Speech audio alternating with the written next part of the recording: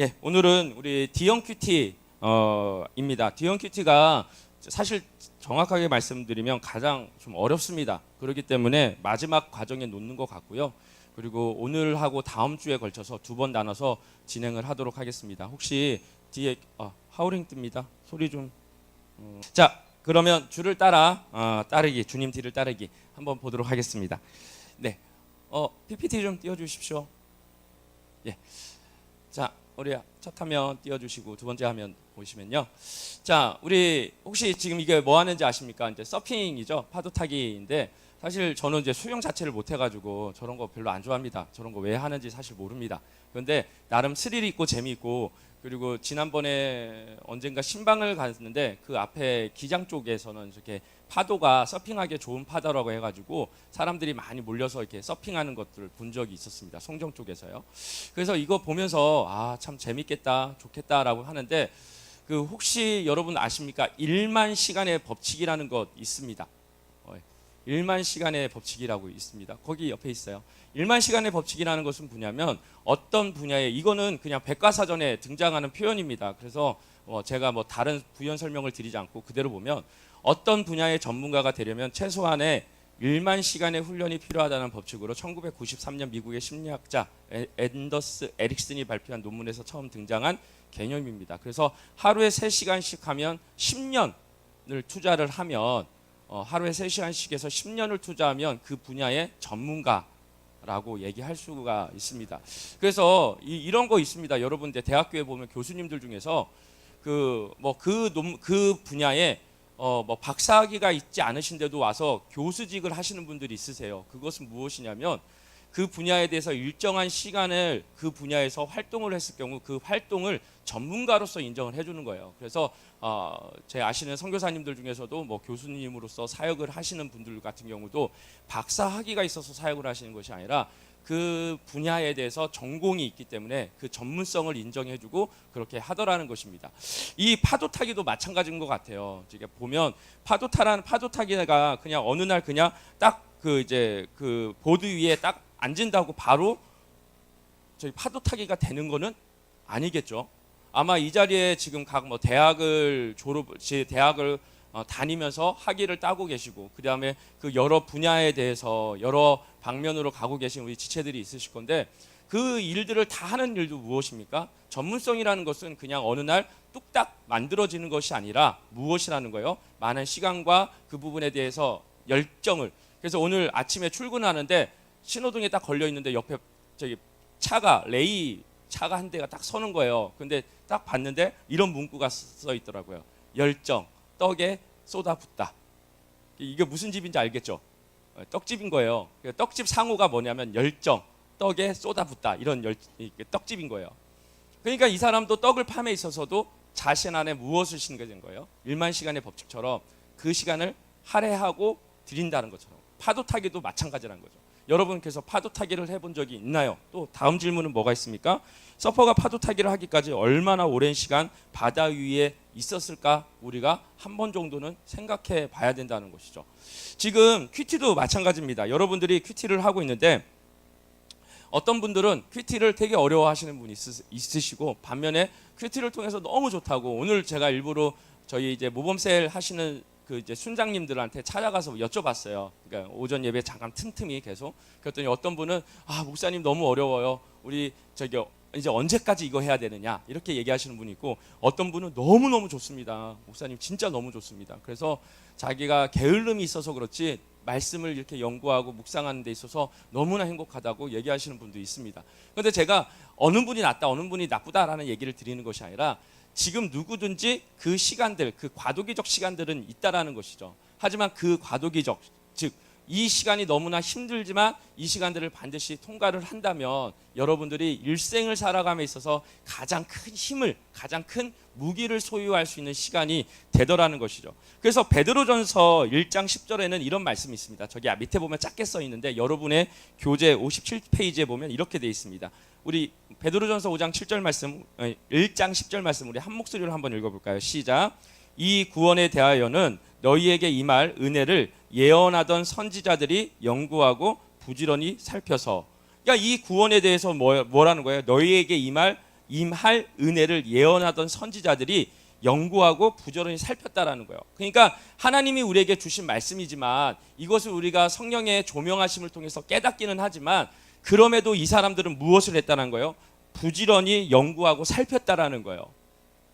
사도 바울도 우리가 잘 아는 것처럼 다메섹 도상에서 예수님을 만나고 다메섹에 들어갔다가 다시 예루살렘에 갔다가 그가 어떻게 해요? 3년 동안 자신의 고향에서 하나님과 대면하고 하나님의 말씀을 연구하는 시간들을 가졌다라는 것이죠.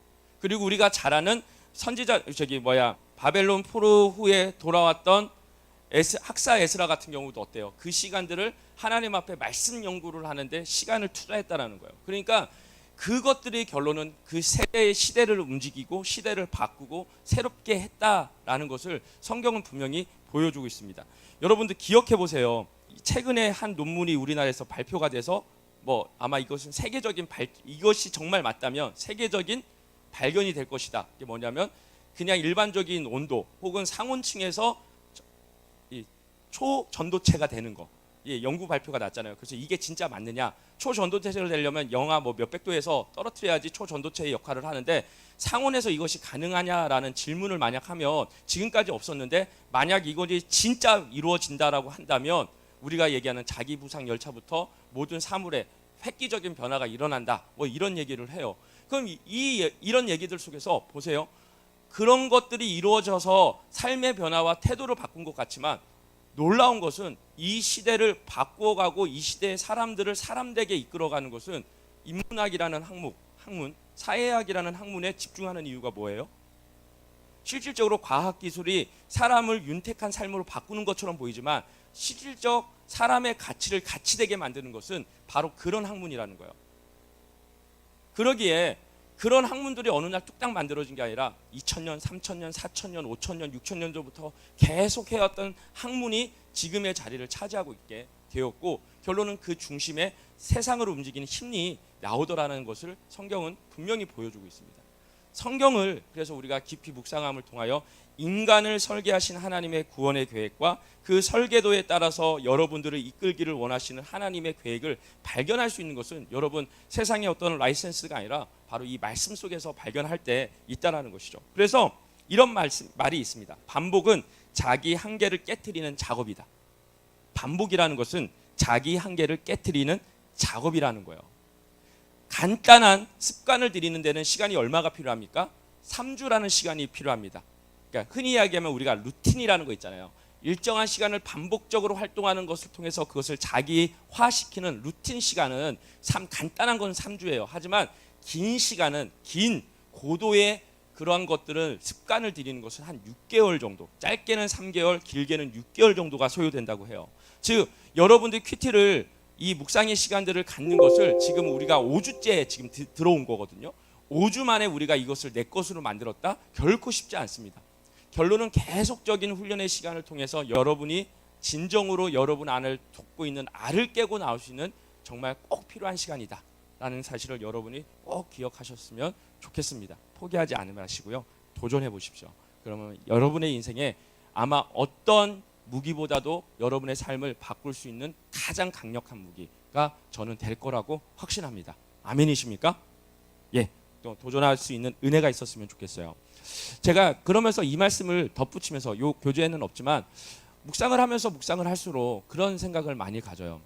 관계를 이룩하는 거 있잖아요. 관계를 이루는 거는요. 다시 한번 말씀드리지만 관계는 우리의 인간 관계는요. 세상적인 관계 속에서도 모일 수 있어요. 어제도 뉴욕의 어떤 인플루언서가 어느 몇 월 몇 시 뉴욕 어느 광장에 모이면 플레이스테이션 어떤 게임기들을 나눠드리겠습니다라고 했는데 몇천 명이 모인 거예요. 그래서 결론은 그 몇천 명이 모인 바람에 인플루언서는 선물을 다 나눠주지도 못하고 떠나버리고 그로 인해서 선물을 받지 못한 사람들이 폭동을 일으켜가지고 차를 부시고 유리를 공공시설물들을 막 파괴에다가 경찰에 80 몇 명이 잡혀갔다 이런 뉴스가 떠요. 모이는 거는요 자신의 필요가 있으면 얼마든지 모일 수 있어요. 하지만 그 관계가 지속되고 그 관계가 서로에게 선한 영향력을 미치는 관계를 만드는 것은요 바로 말씀 안에서 그 관계를 기초를 놓을 때 시작할 수 있다는 사실을 기억하셔야 됩니다. 그래서 믿음의 교제, 서로 함께 삶을 나누는 교제들을 우리가 어떻게 이룰 수 있는가에 대해서 여러분들이 이 말씀의 은혜를 나누고 쉐어링하고 여러분의 조별 모임을 해서 이런 시간을 통해서 누릴 수 있는 은혜가 있었으면 좋겠어요. 오늘 빨리 해야 돼요. 제 오후 예배 또 사회 보러 올라가야 돼서.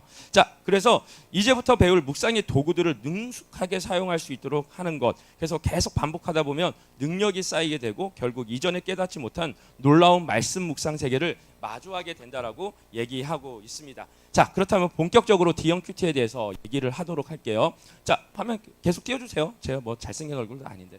자, D형 큐티 내용 관찰 부분을 다시 한번 더 볼게요. 우리가 내용, 그러니까 완성형 큐티라고 합니다. D형 큐티는. 그래서 내용 관찰과 연구와 묵상 맨 위에 느낀 점, 결단과 적용, 이 네 가지 형태가 다 이루어진 완성형 큐티라고 하는데, 지난번 얘기한 것처럼 내용 관찰이라는 것은 연구와 묵상을 제대로 하기 위한 필수 과정이다. 즉 연구와 묵상을 이루기 위해서는 이 내용 관찰이 반드시 이루어져야 되는데, 내용 관찰은 크게 두 가지로 구성되어 있다고 했죠. 단락 구분과 본문 요약. 그래서 내용을 요약하는 과정이다. 이렇게 말씀드릴 수 있다라고 했습니다. 그래서 자, 연구와 묵상이란 결론은 무엇이냐면 이렇게 해보도록 할게요. 여러분의 교재 59페이지 요한복음 4장 3절에서 14절 말씀에 보면 사마리아의 우물가의 여인에 대한 말씀이 기록되어 있습니다. 그 화면 그대로 띄워주시면 돼요. 제가 얼른 한번 읽어보겠습니다. 여러분이 다 아는 본문이기 때문에. 유대를 떠나서 다시 갈릴리로 가실새 사마리아를 통과하여야 하겠는지라 사마리아에 있는 수가라 하는 동네에 이르시니 야곱이 아들 요셉에게 준 땅이 가깝고 거기 또 야곱의 우물이 있더라. 예수께서 길 가시다가 피곤하여 우물 곁에 그대로 앉으시니 때가 6시쯤 되었더라. 사마리아 여자 한 사람이 물을 기르러 왔음에 예수께서 물을 좀 달라 하시니 이는 제자들이 먹을 것을 사러 그 동네에 들어갔음이로라. 사마리아 여자가 이르되 당신은 유대인으로서 어찌하여 사마리아 여자인 나에게 물을 달라 하나이까 하니 이는 유대인이 사마리아인과 상종하지 아니함이로라. 예수께서 대답하여 이르시되 내가 만일 하나님의 선물과 또 내게 물 좀 달라 하는 이가 누구인 줄 알았더라면 내가 그에게 구하였을 것이요 그가 생수를 내게 주었으리라. 여자가 이르되 주여 물 기를 그릇도 없고 이 우물은 깊은데 어디서 당신이 그 생수를 얻게 싸움나이까. 페이지 넘겼습니다. 우리 조상 야곱이 이 우물을 우리에게 주셨고 또 여기서 자기와 자기 아들들과 짐승이 다 마셨는데 당신이 야곱보다 더 크니이까. 예수께서 대답하여 이르시되 이 물을 마시는 자마다 다시 목마르려니와 내가 주는 물을 마시는 자는 영원히 목마르지 아니하리니 내가 주는 물은 그 속에서 영생하도록 솟아나는 샘물이 되리라. 아멘. 이것을 이제 단락 구분을 하면 이 여러분의 교재 60페이지에 보면 이분은 아마 3절에서 6절, 7절에서 10절, 11절에서 14절 세 군데로 나눈 것 같아요. 그래서 소제목을 정하고 그 소제목에 대한 내용을 다시 한번 더 서술형으로 정리를 했게 했습니다. 그리고 그 옆에 보면 본문을 해서 최종적으로 내용 관찰을 정리하는 게 우리가 내용 관찰이라고 할 수 있습니다. 근데 이 내용 관찰에는 그러기 때문에 주어가 들어가야 되고 우리가 잘 아는 것처럼 동사와 서술어가 들어가서 완성을 해야 되는 것이죠. 자, 이렇게 얘기하시면 됩니다. 그리고 여기서 보면 시간대 같은 경우를 기록했죠. 6절에 보니까 거기 또 야곱의 우물이 있더라. 예수께서 길 가시다가 피곤하여 우물 곁에 그대로 앉으시니 때가 6시쯤 되었더라. 그럼 6시라는 얘기는 우리나라 새벽 6시를 얘기하는 건 아니겠죠? 몇 시일까요? 네?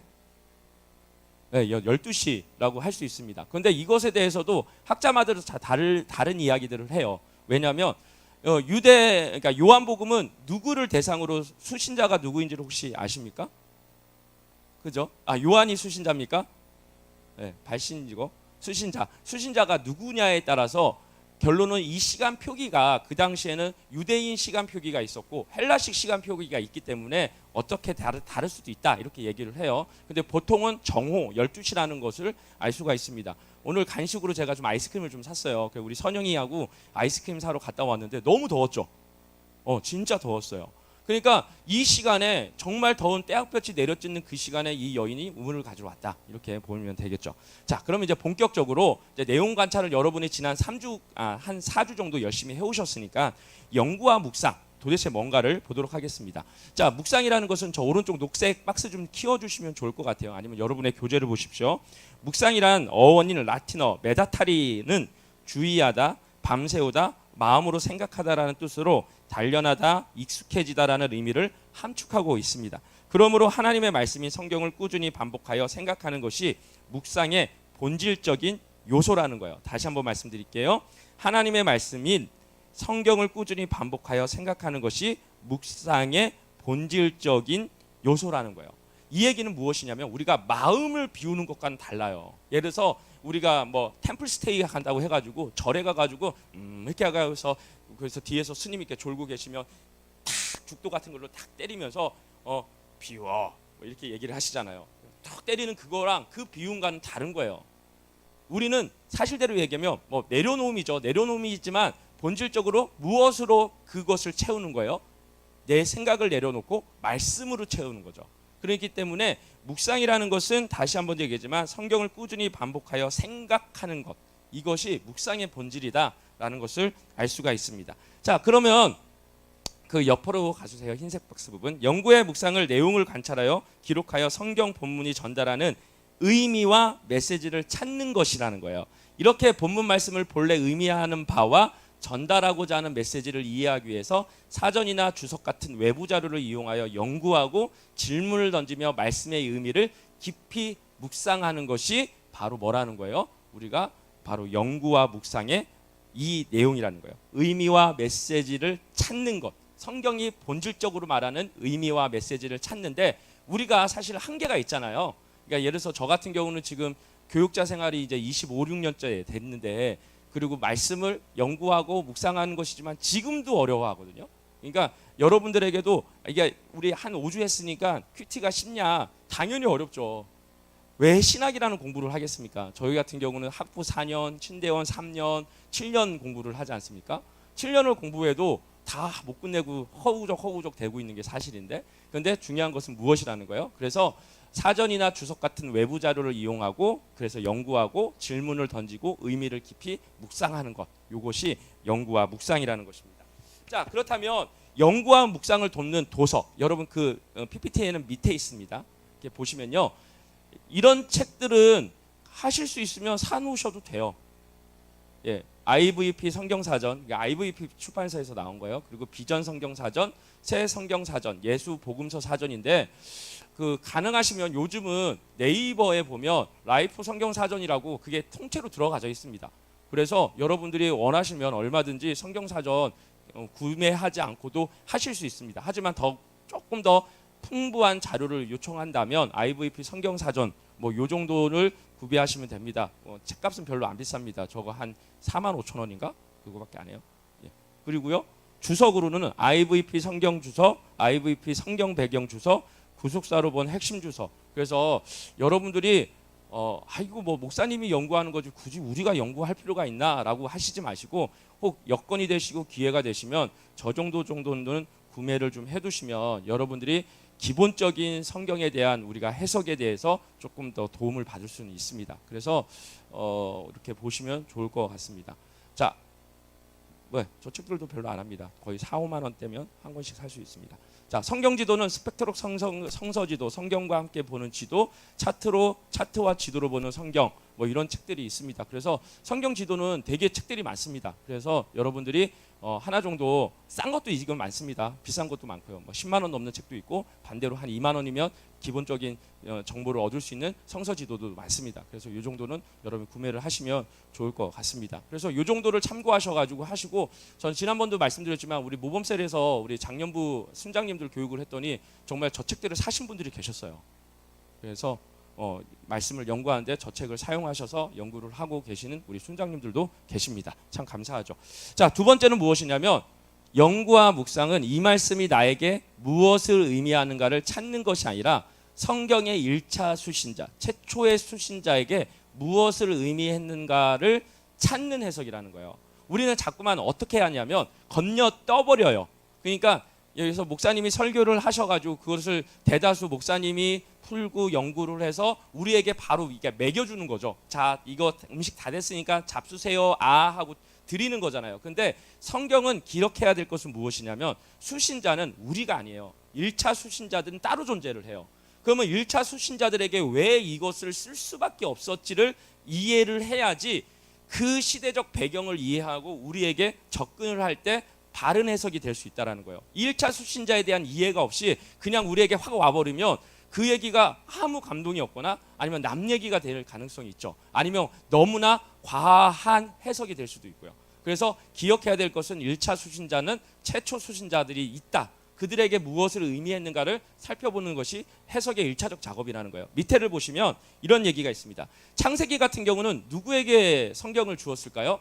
출애굽 1세대인 히브리인들에게 성경을 창세기를 쓴 거예요. 여러분 한번 생각해 보십시오. 400년 동안 종노릇했어요. 그런데 갑자기 뭐 자기들이 뭐 한 게 아니에요. 근데 갑자기 모세라는 사람이 나타나더니 막 재앙을 일으키기 시작해요. 그러니까 웅성웅성해. 야, 모세가 나타났대. 야, 모세가 누군데? 그 할배가 우리를 데리고 나간대. 야, 무슨 말이야? 야, 그게 가능하냐? 우리가 종노릇하다가 여기서 쌩 고생하고 있는데 막 이런 얘기들이 웅성웅성했겠죠. 근데 갑자기 뭐 사람들이 오더니 문설주에다가 양피를 막 바르기 시작하는 거예요. 야, 양피를 바르래? 왜 양피를 왜 발라? 야, 그 시키는 대로 일단 해봐. 양피를 바르기 시작한 거예요. 그러더니 갑자기 야, 짐 싸가지고 나가. 그러니까 짐 싸가지고 나가? 와 하고 나온 거예요. 이게 창세기를 읽었던 1차 수신자들이 성경을 대했던 삶이었어요. 그럼 이 사람들에게 도대체 하나님은 뭘 말하고 싶었을까요? 뭘 말하고 싶었을까요? 민족에 대한 무엇을? 정체성이 심어주고 싶지 않겠어요? 예를 들어서 한번 생각해 보세요. 우리나라 일제시대 때, 일제 강점기 36년간의 시간을 보낼 때 일본이 뭐 우리가 아는 것처럼 뭐 1기, 중기, 뭐 말기 해가지고 시대를 나눠가지고 뭐 문화를 가지고 우리나라를 넘어뜨리고 혹은 어떤 압력을 가지고 막 하고 막 그랬었잖아요. 근데 그 사람들이 일본 사람들이 우리 대한민국 우리 그 당시 조선에게 무엇을 했습니까? 대한제국 시대 때 이름을 바꾸고 일본어를 쓰게 하고 그 다음에 또 뭐를 해요? 신사를 참배하게 하고 그런 일들을 하는 이유가 뭐예요? 무엇을 바꾸기 위해서? 민족의 정체성을 꺾어내리기 위해서. 그러니까 정체성을 자꾸만 바꾸려고 해요. 그러면 모세는 1차 출애굽 세대에게 무엇을 해주려고 했을까요? 당연히 너희들의 정체성이 뭐냐? 너희들의 시작은 뭐냐? 뭐 요 얘기를 하고 싶었겠죠. 그러니까 창세기의 수신자는 출애굽 1세대 히브리인들이 되는 거죠. 에스겔 같은 경우는 바벨론 포로로 끌려간 유다 백성이 되고 빌립보서는 1세기 빌립보 교회 성도들에게 쓰신 수신자가 돼요. 디모데전서는 에베소 교회에서 목회하던 목회자였죠. 디모데 목사님에게 먼저 선배 목사가 후배 목사에게 아들 목사에게 편지를 써서 목회는 이렇게 해야 돼라는 내용으로 했다라는 거예요. 그럼 그것을 우리 입장에서 받아들이는 것이 되는 거죠. 자, 두 번째는 무엇이냐면 연구와 묵상은 왜라는 질문을 던져서 성경이 주는 교훈이 무엇인지를 찾고 답하는 과정이 바로 이 묵상의 과정입니다. 그래서 밑에 보면 그리고 여러분의 교재를 보시면 연구와 묵상의 질문을 뽑았어요. 아까 전에 요한복음 4장 3절에서 14절의 말씀을 가지고 질문을 뽑아본 거예요. 첫 번째, 왜 예수님은 사마리아 수가성으로 향하셨을까? 두 번째, 왜 요한은 그 시간이 육시 정오였음을 밝히고 있을까?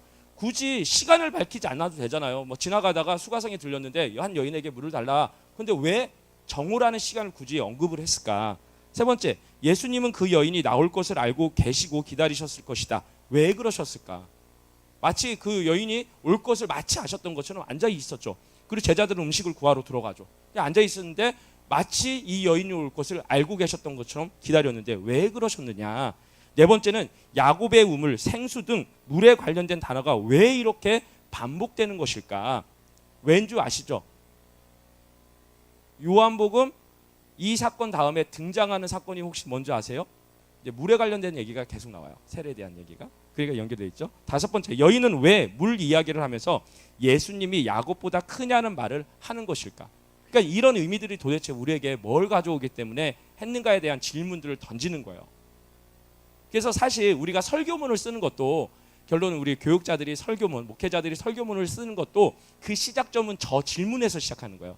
쭉 본문을 연구하고 요약하고 다 정리를 한 다음에 그 말씀 속에서 왜 이 사람은 이렇게 얘기하는 거지? 성경은 왜 굳이 여기서 이 단어를 사용한 거지?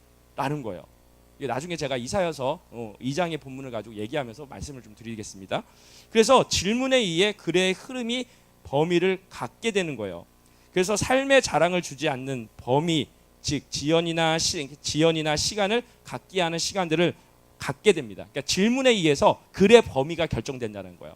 그러니까 많은 것을 깨달을 수 있어요. 많은 것을 연구할 수 있어요. 예를 들어서 우리 이제 뭐 김정현 목사님 그렇고 모든 교육자가 거의 다 그렇게 설교를 준비할 거예요. 질문을 만들어요. 그러면 온갖 질문이 나와요. 그런데 이 질문 중에서 범위가 너무 넘는 것들은 빼버리는 거예요. 그리고 그 안에서 나올 수 있는 연결될 수 있는 질문들을 발췌를 해서 그거를 더 연구를 하는 거예요. 그래서 하나의 설교문이 이렇게 나오게 되어지거든요. 그래서 그런 것들을 사실 얘기하고 있다 할 수 있습니다. 그러면 이제부터 본격적으로 되게 중요해요. 여기까지 여러분이 그냥 한 번 흘렸으니까 자 다음 페이지입니다. 자, 이 5가지를 꼭 잘 기억하셔야 돼요. 그러면 연구를 잘하려면 어떻게 해야 되냐? 그러니까 연구와 묵상에서 연구를 잘하려면 어떻게 해야 되냐? 첫 번째 우리 한 목소리를 읽겠습니다. 시작. 본문의 배경을 살펴봅시다. 본문의 배경을 살펴보라는 거예요. 상황적 배경, 지리적 배경, 문화적 배경, 종교적 배경이라는 거예요. 자, 유대인과 사마리아인은 수세기 동안 적대 관계에 있었다라는 거예요. 이게 상황적 배경이고요. 그러니까 사마리아 여인이 예수님이 사마리아 여인에게 찾아간 거, 그러니까 사마리아 수가성을 통과한 거, 그리고 그 여인이 유대인인 당신이 왜 말을 겁니까? 나에게 왜 이렇게 하십니까? 라는 것은 상황적 배경이 있었다라는 거예요. 그리고 지리적 배경이라는 거예요. 야곱의 우물은 그림 시신산에 있었는데 유대인이나 사마리아인 모두에게 거룩한 장소로 여겨졌다는 거예요. 이게 지리적 배경이고요. 문화적 배경은 유대의 교사들은 여자, 특별히 사마리아 여인과 이야기하는 것을 피했습니다. 왜냐하면 짐승보다 못 여겼다. 우리가 알고 있는 정보는 그 정도죠. 그렇게 여겼기 때문에 그런 것이죠. 자, 그 다음에 종교적 배경은 유대인은 예루살렘에, 사마리아인은 그림 시인산에 각자의 성전을 두고 있었으며 서로의 예배를 멸시했습니다. 그러니까 서로 잘났단 거예요. 우리 예배가 진짜 예배다. 이 얘기를 한 거예요. 그러니까 유대인과 사마리아인의 관계가 어떠했는가에 대해서 이 정도로 살펴볼 수가 있어요. 그래서 두 번째는 무엇입니까? 시간과 장소를 파악하는 것이 중요합니다. 그 요한복음 말씀해 보니까 시간은 6시, 곧 제6시, 정오라는 거고요. 장소는 사마리아의 수가성, 이렇게 정리를 할 수 있습니다. 옆에 지도 좀 한번 띄워주십시오. 옆에 지도를 보시면 얘기를 하고 있어요. 그러니까 보세요. 예수님이 저 무대는 갈릴리였었어요. 갈릴리에서 내려오려면 예루살렘 여기로 내려오셔서 사역을 하셔야 되는데 어떻게 돼요? 원래는 그냥 쭉 따라 내려오시면 돼요. 그게 직선 코스예요. 제일 빠른 길. 그런데 그 당시에 대다수의 유대인들은 어떻게 했냐면 이 직선 거리를 두고 뺑 둘러 왔어요. 오른쪽으로. 왜 그러냐면 그 사람들하고 접촉하는 것 자체가 불쾌하기 때문에 돌아왔다라는 거예요. 그러니까 근데 예수님은 굳이 수가성을 통과했다라는 거예요. 그러면 왜 그랬느냐는 것이죠. 왜 그 사람들이 그렇게 멸시하고 특히 그 당시에 랍비라고 하는 사람들은 그것에 대해서 되게 불편하게 여겼는데 왜 예수님은 그 불편을 감수하고 그 길을 통과하셨지? 라는 질문을 할 수 있는 것은 문화적, 지리적, 환경적, 종교적 배경을 이해할 때 질문할 수 있는 내용이 되더라는 것이죠. 그래서 시간과 장소를 파악하는 것이 중요하다 할 수 있습니다. 그 다음에 전후 다음이요. 옆에 다시 갈게요. 3번이에요. 우리 한 목소리로 읽겠습니다. 3번이에요. 시작. 전후 문맥을 따라 해석하셔야 돼요.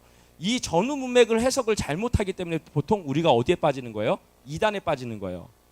그러니까 우리가 잘 아는 것처럼 거기 말씀이 에스겔서 말씀인가 그렇습니다. 거기에 보면 보통 지난번에 작년에 우리 이단 특강을 하셨던 목사님도 그렇지만 그 사람들이 접근하는 거 보면 본문 한 절만은 뽑아내요. 그래서 말씀에는 모든 것이 쌍으로 이루어졌다. 이 말씀을 가지고 들고 와서 어디에 내면 성경은 구약과 신약이 서로 짝이 있다. 이 얘기를 해요. 그러면서 무엇을 가서 들고 들어오면 요한계시록이나 갈라디아서에 있는 곧 예루살렘인이 이는 어머니다라는 얘기를 들고 와서 어디를 연결해요? 창세기 1장에 창세기 1장 26절에 하나님께서 하나님 형상 곧 우리의 형상대로 각각 남자와 여자를 창조하셨다. 이것도 짝이다. 그러니까 아버지 하나님, 어머니 하나님이 있어. 장길자가 어머니 하나님이야. 이 얘기를 들고 들어오거든요. 이렇게.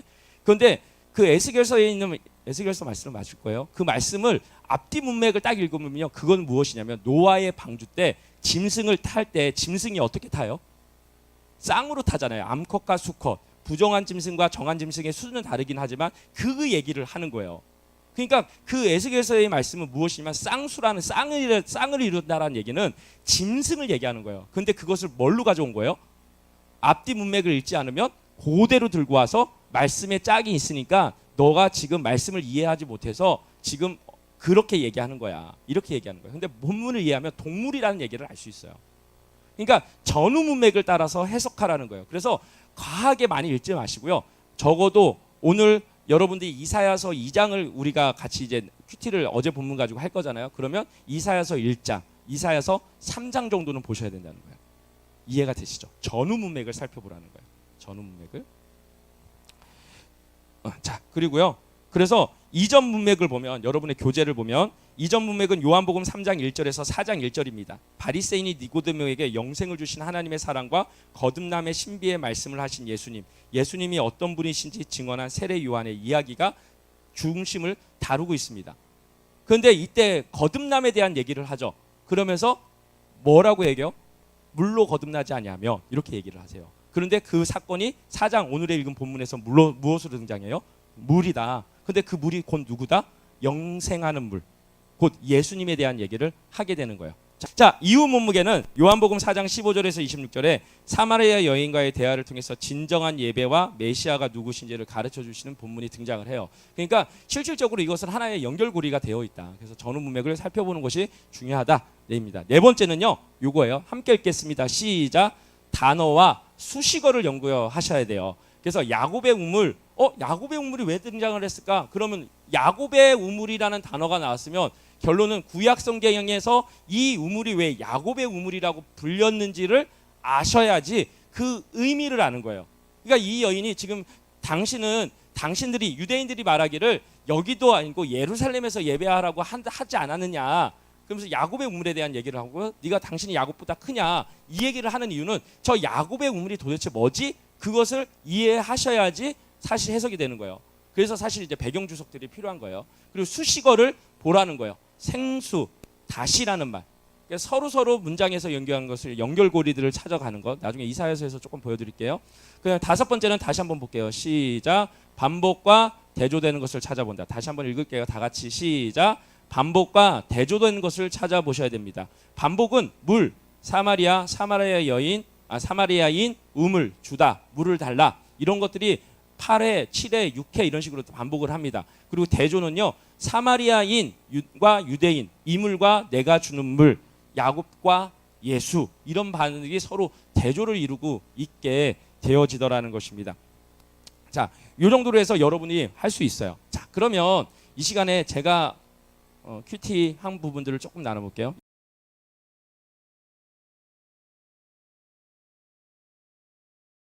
네, 우리 보이스 지체 여러분, 저는 다시 한번 더 도전드리고 싶어요. 저도 큐티를 대학교 다니면서 중고등부 때는 큐티에 대한 얘기를 해주신 분이 없어서 대학에 딱 갔는데 큐티를 해야 된다. 그래서 이제 아침 선교단체 모임을 할 때마다 큐티를 하는데 참 좋았습니다. 그리고 지금도 참 좋고요. 근데 참 어렵다라는 것을 고백합니다. 왜냐하면 저도 실패 되게 많이 했거든요. 하다가 실패하는데 또 선배들이 야 하자 하고 또 끌고 들어가서 또 아침에 앉아서 큐티하고 또 근데 나누면서 또 펑펑 울고 하나님 제가 잘못했습니다. 또 울고 또 그러다가 또 너무 삶이 바쁘고 분주하고 시험 기간 들어가면 또 놓쳐버리고 그러다가 또 펑펑 또 회개하면서 또 다시 마음 먹고 또 닥정해가지고 이틀 3일 점점 하면서 채워가고 일주일을 다 못하면 4일 5일 어쩔 때는 이틀 이렇게밖에 못하지만 또 도전하고 그렇게 갔던 것 같아요. 그런데 여러분 기억하셔야 되는 것은 포기하지 마십시오. 여러분들이 하는 지금의 수고와 지금의 드리는 하나님 앞에 드리는 시간은 다시 한 번 더 약속드리는 것은 여러분의 인생에서 가장 값진 것들이 됩니다.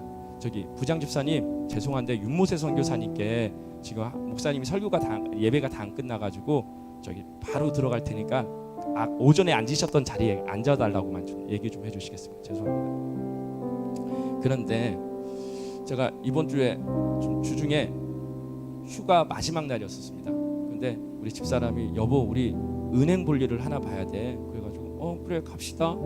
그래서 집사람 은행 들어가고 저는 마트에서 잠시 이렇게 장을 본다고 이렇게 있는데 30-40분이 지나도 안 오는 거예요. 그래서 내가 전화를 했어요. 여보 왜 이렇게 늦어? 그랬더니 조금 더 기다려야 될 것 같아. 그래가지고 그래 일단 알겠어요. 딱 하고 딱 났어요. 이게 왔어요. 그래서 내가 물어봤어. 도대체 은행 일을 이렇게 되겠어요 했더니 결론은 무슨 얘기냐면 우리 둘째의 청약 통장을 만들었다는 거예요. 주택 청약 통장 한 달에 2만 원 붙는 거.